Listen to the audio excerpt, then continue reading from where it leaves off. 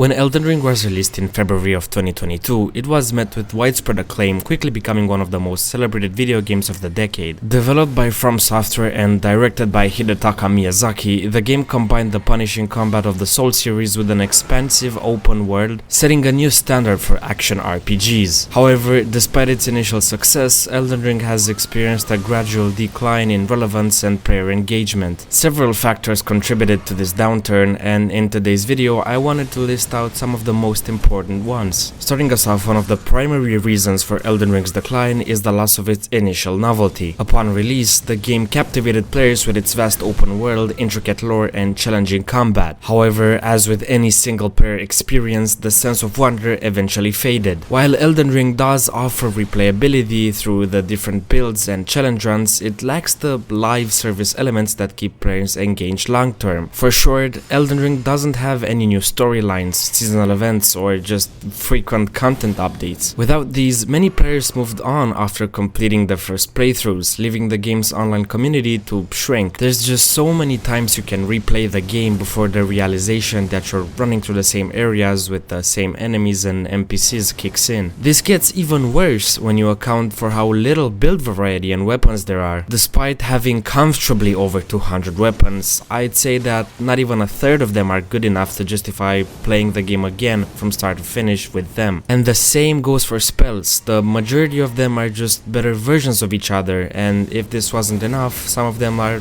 literally just bad for no reason. And don't even get me started on shields and bows, because with a few exceptions, those are just non-existent. This leads me to my second point, which is its ongoing balancing struggles, particularly in gameplay. Despite the PvE mostly being considered a strong point, with some critique thrown at the unnecessarily long delayed attacks and whatever Concert Radon was, the PvP experience is as lackluster, to say the absolute least, as it is in every other Souls game. You'd think that with a release as huge as this one, maybe they would have at least pretended to care about the experience that the majority of players are going to have. Let's not pretend that a huge chunk of Elden Ring players aren't those who play online, and they are literally the only players that are at risk of being invaded. Now, take what I'm about to say from someone who has over 1000 hours in invasions alone. 99.9% of the times an invasion will go like this. 1. The player who invaded just wanted to test out the funny looking item in their inventory, they get blended by 4 people and they die instantly, never to ever invade again. 2. The invader has every single weapon and item in the game with cheat engine and they cheese the host. Or number 3, the host and phantoms are purposely waiting to get invaded so they can farm the runes that invaders drop when game ended. Additionally, Elden Ring, a game that came out in 2022, still massively suffers from connection issues, with invasions and duels often being hindered by lag and unreliable hit detection. Unlike other competitive games that receive dedicated servers and robust matchmaking, Elden Ring relies on peer-to-peer connection, leading to inconsistent experiences. These persistent problems have driven many players away from the multiplayer aspect of the game, weakening its long-term appeal. This game seriously feels like a jank fest sometimes, and I honestly just can't imagine why they keep neglecting this part of the game so much. Now, multiplayer aside, FromSoft has a history of releasing high-quality DLC for its previous titles such as Dark Souls: The Ringed City and Bloodborne: The Old Hunters. Fans eagerly awaited a major expansion for Elden Ring, but the delay of Shadow of the Erdtree, its first and only DLC, left many players frustrated. By the time its release date was announced, interest in the game had already waned, and when it came out, well, I think everyone already knows that story. Me personally, I have mixed feelings on the DLC. Now, I don't really care if its difficulties artificially inflated or whatever, I still beat it within a week of it coming out, but the writing, it was just so bad. Souls games are always praised for their unique lore, especially in their DLCs, but Shadow of the Erdtree just felt so rushed and unpolished. The Ringed City and the Old Hunters are at least 100 times better than this garbage. I could seriously make an entire separate video on why the DLC is just so mid, but that's a subject for another day. Let me know down in the comments below whether you wanna see that or not. Moving on, unlike live service titles such as Destiny 2 or Final Fantasy XIV,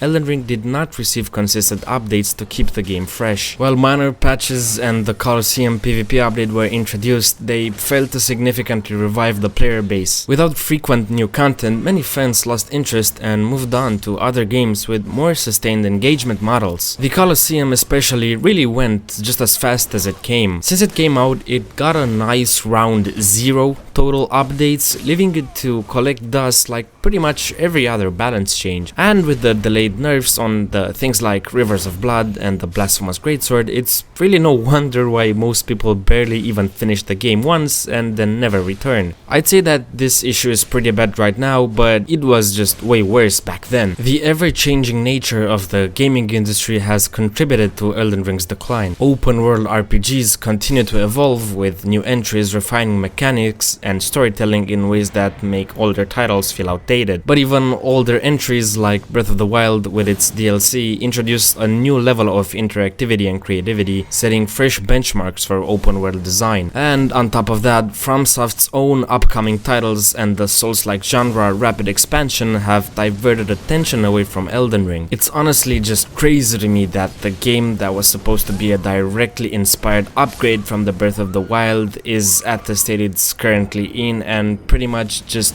beat in terms of gameplay. Now, I understand that Nightreign is in the making and that you can spread yourself too thin with resources. Like, I know making a game is hard and keeping it alive is a whole other ordeal, but Nightreign hasn't been in development since the release of Elden Ring, and it's been just as bad as it always was. Moreover, the rise of live service games and battle royale titles, and I'm including Nightreign here, means that player expectations have shifted towards experiences that offer constant rewards and updates. While Elden Ring remains a masterpiece, its more traditional, finite design lacks the ongoing engagement model that keeps modern players invested for years. I am really excited to see what Nightreign is gonna bring to the table when it comes out, but at the same time, I'm kinda sad to see such a monolith of a game slowly but surely fade away. I'm still having a lot of fun, especially in PvP. Granted, it's getting kinda boring to either one-shot or get one-shotted, and low-level invasions, they're just not flashy at all. They just make me feel like I'm playing Dark Souls 3. But I actually have really high hopes for Nightreign. I think my channel is going to be entirely just that when it comes out. And at the end of the day, while Elden Ring was a groundbreaking success upon release, its eventual downfall was inevitable due to the diminishing novelty. However, I think its legacy will always remain intact as one of the most significant games of its generation. If FromSoft learns from these challenges, its future titles,